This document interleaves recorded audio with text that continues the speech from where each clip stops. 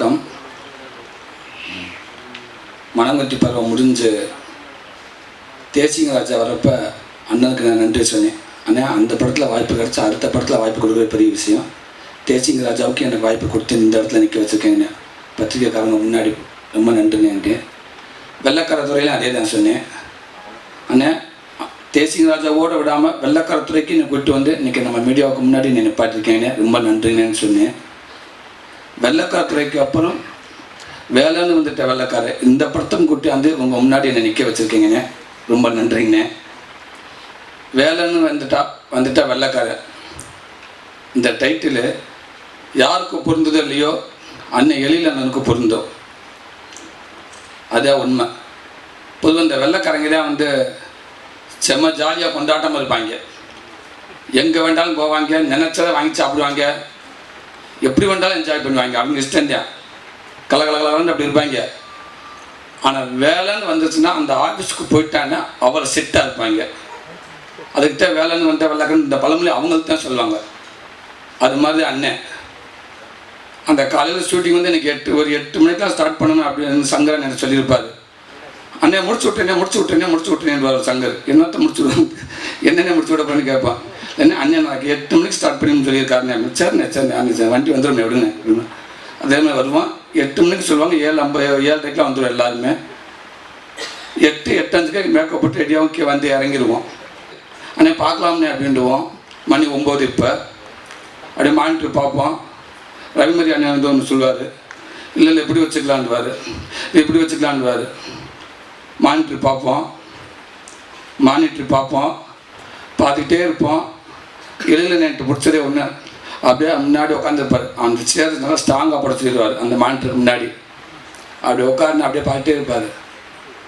Sir மணி 9 ஆச்சு. Monitor பார்ப்பாங்க. Sir மணி 9:45. Monitor பார்க்குறாங்க. சார் மணி 10:30. மானிட்ரு பார்க்குறாங்கப்பா. மானிட்ரு பார்ப்போம். உள்ள அவ்வளோ கலவரம் நடக்கும். நான் ஒன்று சொல்ல, அவர் ஒன்று விஷ்ணு ஒன்று சொல்ல, ரவிமுரி அண்ணன் வந்து ஒன்று சொல்லுவார், நான் ஒன்று சொல்ல. உள்ள அடித்து சண்டை ரணகமாக நடந்துகிட்டு இருக்குங்க. இங்கே கேட்பார் அசிஸ்டன்ட் இல்லைங்க அங்கே என்ன நடக்குது, சண்டை சார். சண்டை போகிறாங்களா, சரி சண்டை சரி. டைலாக் ரைட் அரவிந்தன் வருவார். அண்ணன் அந்த பேண்ட்டு போட்டு வர்றாரோ இல்லையோ அந்த பெட்டி இல்லாமல் வரவே மாட்டார் எங்கள் அண்ணன். அதான் அவர் டைலாக் ரைட் ஸ்கிரிப்ட். அந்த தப்பாந்துக்கு அண்ணன் தையில் விற்கிற பெட்டி மாதிரி இருக்கும் சூட் கேஸு. அதே அண்ணனோட சொத்து. அதான் உண்மை. அந்த அவளை பேப்பர் அடிக்கிட்டு அந்த பெட்டிலாம் வரவே மாட்டேன் மனுஷன். அதே மாதிரி அண்ணன் பாத்ரூமுக்கு அந்த பெட்டியை விட்டு போவார். சைடில் அந்த பெட்டியை வச்சுட்டு போயிட்டு வந்து அந்த பெட்டியை கையில் வச்சுட்டு இப்போ பார்த்தீங்கன்னா அந்த 63வது சீன் அப்படின்டுவார். இப்படி அண்ணன் வந்து உட்காருவார். என்னன்னா எழில் அண்ணனுக்கு ஏற்றது மாதிரி அவரை சுற்றி எல்லாரும் வச்சுருக்காங்க. ஃபாஸ்ட்டில் சொல்லி அண்ணன் அப்படியே இருப்பாங்க. அப்படி அரவிந்தன் வந்து உட்காருவார். சண்டை நடக்கும். அடிச்சா ரணங்களாக நடந்துகிட்டு இருக்குது. இவர் வந்து கேட்பார், என்ன சார் சத்தம், சண்டை போகிறாங்களாம்மா போகிறாங்க. அப்படியா, சரி. யார் அடிச்சிருக்கேன்? ஃபஸ்ட்டு ரவிமரி அடிச்சிருக்காப்புல, அப்புறம் சூரியன் அடிச்சிருக்காப்புல. அது யார் விழுகுறா? அந்த கம்பெனி அடிச்சு தள்ளி விட்டாங்க சார். சரி அரவிந்த் நீங்கள் இப்படி தள்ளி வாங்க. ஏன் கல்லக்கில் விட்டு எரிஞ்சாலும் எரிவாங்க, நீங்கள் இப்படி வந்துருங்க அப்படின்றாரு. அப்படியே எனக்கு நான் அண்ணன் ஜாலியாக உட்கார அப்படியே விட்டு எவ்வளோ இருக்குமோ நாங்கள் இது அப்படியே தான் போயிட்டுங்க சார். ஜாலியாக இல்லை ஓகேவா செல்லா போகலாமா? போகலாங்க. ஓகே அவங்ககிட்ட கேளுங்க. விஷ்ணு சூரி போகலாமா? சார் நான் ரெடி தான் சார். எப்போ ரெடி? ரவிமரியா போகலாமா? ரெடி போகலாம். ரெடி ஓகே ஆக்ஷன் அப்படின்னா யாரும் அதுக்கப்புறம் பேசவே மாட்டாங்க. அவளை சண்டை அந்த ரணங்களை வந்து ஆக்ஷன் சொல்லிட்டான்னு அப்படி மிஷின் மாதிரி இருக்கும். சீன் கட்டு. அதுக்கப்புறம் கலக்காண்டு இருப்போம். அதுக்கு முன்னாடி எவ்வளோ ஜாலி வேணாலும் இருந்துக்கோங்க. ஷூட்டிங் வந்து ஆக்ஷன் சொல்லிட்டுனா அதை பர்ஃபெக்டாக எதிர்பார்ப்பார். எனக்கு இப்படி தான் இருக்கணும் அப்படின்னு எதிர்பார்ப்பார். அதனால தான் இன்றைக்கி வந்து ஒரு நல்ல ஒரு படம் வந்து இருக்குது. பொதுவாக வந்து நம்ம வெற்றி வந்து நமக்கு வந்து நம்ம மனசை பொறுத்து அப்படின்னு சொல்லுவாங்க. ஒருத்தர் மனசை பொறுத்து அந்த வெற்றி அவனை வந்து சேர்ந்துடுவாங்க. அது எழில் அண்ணனோட மனசு தான் காரணம். ஊரில் சொல்லுவாங்க, அவன் பாறையில் கையை வச்சா கூட 10 நிமிஷத்தில் முளைச்சிடும்பியா அப்படின்வாங்க. அவர் கைராட்சி டாக்டருங்க. மனுஷன் எப்போ டாக்டர் கையை வச்சானே குணமாயிடும் அப்படின்வாங்க. அந்த மனசு தாங்கண்ணே அண்ணனோட மனசுக்கிட்ட இன்னைக்கு வெற்றி மேல் வெற்றி மேல் வெற்றி மேல் வெற்றி மேல் அவருக்கு வெற்றி வந்துக்கிட்டே இருக்குங்க. இந்த படத்தில் என்னோட கேரக்டர் பேர் வந்து புஷ்பா புருஷன். புஷ்பா புருஷன்டா இனிமேல் தெரியாதவே இருக்க மாட்டேன். இந்த படம் வந்துருச்சுன்னா புஷ்பான்ற பேரில் யாரெல்லாம் வச்சிருக்கோம் அவங்களாம் என் பேர் தான் முதல்ல ஞாபகம் வரும். தப்பாக நினச்சிக்கிறேன்னா உண்மைக்கு அவங்க வீட்டுக்கார ஏமா புஷ்பா அப்படின்ட்டு அவங்களுக்கு வந்து அவங்க வீட்டுக்காரன் போகிறாங்க ஏன் நினப்புதே வரும். ஓ சூரி தான் என் புருஷன் அப்படின்ற மாதிரி இருக்கும். ஒரு தமாசுக்காக தான் சொல்கிறேன். இந்த புஷ்பா புருஷனா அவ்வளோ பதிவு வச்சுட்டாரு. ஃபஸ்ட்டு கூப்பிட்டு கதை சொன்னானே அண்ணே என்ன கேரக்டர்னே புஷ்பா புருஷன் அப்படின்னாரு.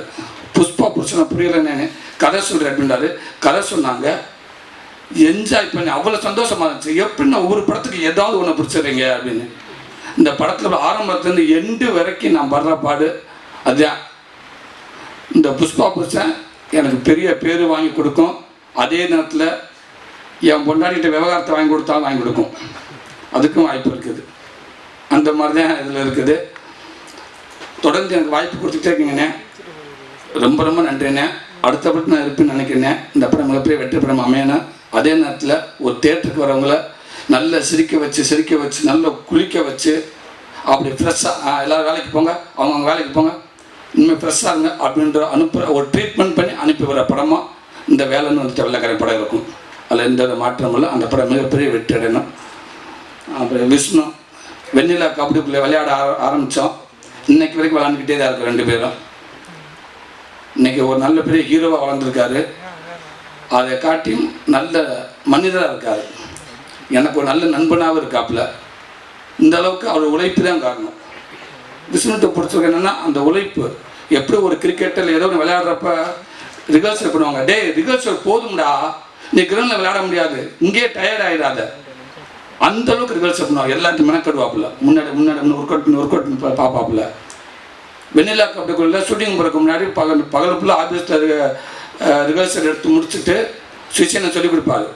முடிச்சுட்டு வீட்டில் 6 மணிக்குள்ள வீட்டுக்கு போயிடுவோம். நைட்டு 2:30 மணிக்கு ஃபோன் வரும் எனக்கு. ஃபோன் பண்ணி என்ன விஷ்ணுன்னு கேட்பேன். சொல்லாது. ஹலோ சொல்லுங்கள் விஷ்ணுவேன். அத்தா என்னத்தா அது கறி நரிச்சுன்னு இருக்குது, நல்லாவே வேகலத்தா. தூக்கத்தில் வளர்ற அப்படியோ விஷ்ணு அண்ணே இந்த டெய்லர் இப்போ கரெக்டாக இருக்கானே, சுவிச்சினை சாயந்தரம் சரியாகவே வரலன்றாரு, இது மதர்ஸ் நாங்கள் வந்துருச்சானேன்றோப்பில். நான் அதுக்கு 2:30 மணிக்கு விஷ்ணு இல்லை நான் கரெக்டாக இருக்கானே. சத்தியமாக அவர் முன்னாடி தான் சொல்லிட்டேன். விடவே மாட்டாப்ளோ. எந்த நைட்டோட பார்க்காம அண்ணா இப்போ வந்துருச்சா வார்த்தை, இப்போ வந்துருச்சான்ட்டு. அது இன்னைக்கு வரைக்கும் விஷ்ணுக்கிட்ட இருக்குது.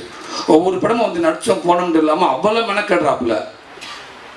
இதில் பார்த்தீங்கன்னா நடித்து முடிச்சுட்டு போவாப்புல. சூரியனா அந்த ரவிமுறையை சாப்பிட்டு நான் பேசினேன், கொஞ்சம் ஃபாஸ்ட்டாக பேசிட்டேல, நான் கொஞ்சம் நிறுத்தி பேசியிருக்கலாமோ, திருப்பி 1 முறை கேட்ட தப்பாக ரிலீஸாகிட்ட. நாளைக்கு சப்போஸ் அந்த சீன் எடுக்கிறப்ப வேண்டாம் கேட்டு பார்க்கலாம், அது மட்டும் க்ளோஸ் இருக்க சொல்லுவேன் ப்ளீஸ், நீங்கள் வந்து அந்த எடிட்டிங்கை பாருங்களேன் அப்படின்னு வாப்பில். இல்லைன்னா நீங்கள் டேரக்டர் சொல்லணும். போனால் டேரக்டர் சொல்லுவாப்புல, அண்ணன் சொல்லுவார் ஓகே விஷ்ணு பார்ப்போம், திருப்பி அதை எடுப்போம். அவளுடைய அந்த சின்சியாரிட்டி அந்த உழைப்பில் விஷ்ணு கொண்டாந்து இந்த இடத்துல வச்சிருக்கு. எனக்கு அவ்வளோ உதவி பண்ணியிருப்பார். என் வீட்டில் வந்து ஒரு உப்புச்சொப்பு வாங்கணும்னா அதுக்கு மட்டும்தான் நான் விஷ்ணுக்கு ஃபோன் பண்ணலை. வீட்டில் எனக்கு உப்புச்சொப்பு இருக்கிறாங்க துணியில் வைக்க, அது எங்கே விஷ்ணு போகலாம், அதுக்கு தான் நான் அவரை கேட்கல உதவி. எல்லாத்துக்கும் உதவி கேட்பேன். என் குழந்தைக்கு உடம்புக்கு முன்னே விஷ்ணுகிட்ட ஃபோன் பண்ணுவேன். அண்ணே அங்கே போகணுன்ற அந்த டாக்டரை போய் பார்ப்பேன், அவங்கள்ட்ட ட்ரிப் கிளியர் ஆகிடும்.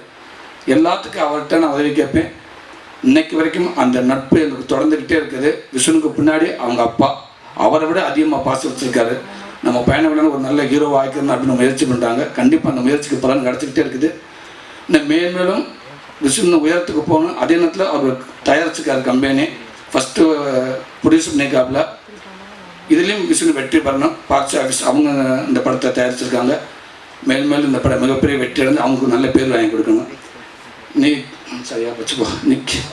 நிக்கியா நிக்கல் ஏமா அந்த படித்த பிள்ளைங்க படித்த பிள்ளையில வளர்றப்ப இப்போ நான் ஏமாத்துறேன். நிக்கல் கல்யாணியோ உட்காந்துருக்க கல்யாணியோ இங்கே போச்சியா நிக்கிற கல்யாணி நிக்கிற கல்யாணி நிக்கி கல்யாணி கல்யாணி புரோகிராம் முடிச்சு போயிருப்போ. கல்ராணி மன்றாணி உட்காரு. இப்படிதாங்க அந்த ஷூட்டிங் ஸ்பாட்டில் சண்டாளி வீட்டிலேருந்து கிளம்புறப்ப ஆரம்பித்தா பேச்சு பேச்சு பேச்சு பேசி பேசி பேசி பேசி அங்கே வண்டி நிற்கலையே தூரத்தில் இருக்கிறது hi sir hi good morning hi hi shoe hi shoe shoe sir நீங்கள் போடு சார் போடு அதுன்னு சார் இது சார் ஏங்க சையன் எடுத்துட்டு அடிச்சு முடிச்சு ரிகல்ஸுக்குள்ள புகுந்து மானிட்டருக்குள்ள புகுந்து அவனை குழப்பி ஒரு மணி நேரம் எடுத்து ரிகல்ஸல் காணாமல் போயிடும். அப்படியே சைலண்டாக இருக்கும். என்னம்மா நான் பேசட்டுமா அப்படி இல்லை என்ன இப்படியா பேசிகிட்டு இருப்பேன் நீ இவ்வளோ நேரம் ரிகல்ஸல் எடுத்துக்கிட்டு இருக்கோம் உண்டு இல்லைன்னு பண்ணி குழப்பி கலகலன்னு பேசி அந்த படத்தில் அண்ணன் கேரக்டர் அப்படித்தான் வச்சுருக்காரு. நான் ஸ்டாப்பாக பேசிட்டே இருந்தா ஒரு மனுஷி ஆமாம் அந்த நீ லைவ்லி அப்படி தானே இருக்க. ஆனால் போல்டான ஒரு கேரக்டர் கொடுத்துருக்காங்க. போலீஸ் கேரக்டர் கொடுத்தாரு அண்ணன். அடையாப்பா அந்த நடையும் சரி அந்த கழுத்து வெட்டும் சரி போலீஸாகவே தெரியுது ஷூட்டிங் ஸ்பாட்டில். இந்த மர்ம குத்து மாதிரிலாம் சில சீன் இருக்குது. இடுப்பில் குத்துனா கண்ணில் குத்துறது. கேட்டால் மார்க் போடுங்கன்றது. வா வந்து மார்க் போடுங்கப்பா அசிஸ்டன்ட் இங்கே மார்க் போடுங்க இங்கே வந்து குத்தட்டும். அந்த அளவுக்கு ஐயோ சாரி சார் நான் அங்கே பட்டுருச்சு சரி ரைட்டு ஃபைட் மாஸ்டர் 9 அப்படின்னு திருப்பி விஷ்ணு குத்துறப்ப கையை எட்டக்க மடக்கா போயிடும். 9 சாரி ஏய் சாரின்னு எங்கிட்ட சொல்லணும். குத்து வாங்கிக்கிறது நாங்கள். நீ போய் மாஸ்டர் பட்டு சாரி ப்ளீஸ் திருப்பி விஷ்ணுக்கு குத்தி ஒரு பக்கம் திருப்பி விட்டுறது. அங்கங்கே இதே பிரச்சனை தான். நான் பார்த்தேன். இல்லை விஷ்ணு ஃபஸ்ட்டு நீங்கள் பண்ணுங்க உங்களை வச்சு அந்த கூட பண்ணிட்டு அதுக்கப்புறம் பதினஞ்சு சாப்பீஸ் எடுத்துட்டு வாடான்றது போட்டு இந்த இடத்துல குத்து தெரியா. இப்போ கையை மார்ச்சுன்னு அடி வாங்குற ரஸ்கர் இங்கே தான் குத்தணும். அந்த அளவுக்கு அந்த வேகம் வந்து ஃபைட் மாஸ்டர் சொன்னோன்னே அப்படி திரும்பி இப்படி அடிக்கிறது.